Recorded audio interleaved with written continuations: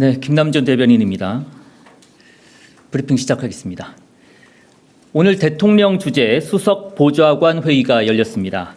공개된 모두 발언의 핵심 메시지를 간략하게 설명드리고 비공개 회의 때의 주요 내용을 전해드리겠습니다. 먼저 이재명 대통령은 우리 경제 잠재 성장률 반등을 위한 구조개혁 의지를 밝혔습니다. 아울러 구조개혁에는 고통과 저항이 따르는 만큼 갈등을 피하지 말고 수기와 타협을 거쳐야 한다고 강조했습니다. 오늘이 전태일 열사 55주기인 점을 짚으며 우리나라 노동환경 개선과 노동자 존중을 위한 노동개혁 의지를 밝혔습니다. 참고로 2020년 이후 공식 석상에서 이 전태일 열사를 언급한 것은, 대통령이 언급한 것은 처음이라고 합니다. 다음은 비공개 회의의 주요 내용입니다. 오늘 비공개 회의에서는 내년을 잠재 성장률 반등의 원년으로 만들기 위해 규제, 금융, 공공, 연금, 교육, 노동 등 6개의 6대 분야에 대한 개혁 추진 의지를 밝혔습니다. 먼저 규제 개혁입니다. 다수의 역대 정부들이 규제 개혁 자체를 목표로 하다 보니 지속 가능한 합리적인 개혁안보다 단기 성과 중심으로 끝났다는 점이 지적됐습니다. 이재명 정부는 규제 개혁을 통한 성과 도출, 이 부분을 위해서 분야별, 목표별 이렇게 세밀한 규제 개혁안을 만든다는 방침입니다. 신기술에는 규제를 유연하게 적용하고 생명 안전 분야에는 적정 수준의 규제를 유지하는 등 환경 변화에 맞춰 합리적인 규제 개혁을 추진할 계획입니다. 또한 경제단체, 지역사회 등 현장 소통을 강화하며 규제를 합리화해 나가겠습니다. 다음으로 금융개혁입니다. 현재 우리나라 금융시장은 부동산으로 자금이 쏠리고 취약계층에 대한 약탈적 대출, 제도권 금융 배제 등의 문제가 발생하고 있음에도 정책금융이 이를 효과적으로 제어하지 못했습니다. 정부는 향후 생산적 금융으로의 전환, 포용금융 확대 등을 통해 성장과 회복을 균형 있게 뒷받침하는 금융정책을 추진할 방침입니다.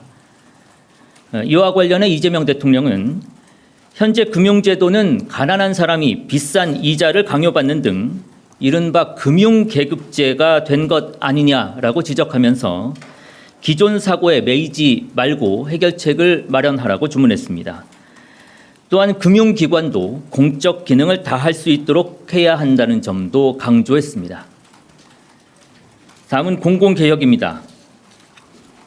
공공개혁은 공공기관을 우리 경제의 성장 동력 주체로 회복시키는 데 주안점을 두기로 했습니다. 지난 정부에서 공공기관은 지나친 인력 감축과 재무 성과에 치우친 평가 방식으로 인해 그 역할이 크게 제한됐다는 평가를 받고 있습니다. 따라서 정부는 수요자인 국민의 관점에서 공공기관의 기능을 조정하고 평가 제도를 개편해 공공기관이 노동, 안전, 균형 성장 등의 분야에서 시장을 선도해 나갈 수 있는 역량을 갖추도록 지원해 나가겠습니다. 특히 이재명 대통령은 공공기관 개혁의 명분 아래 힘없는 사람을 자르는 방식이 되어서는 안 되고 불필요한 임원 자리를 정리하는 개혁을 한다는 원칙을 분명히 했습니다. 다음은 연금 개혁입니다.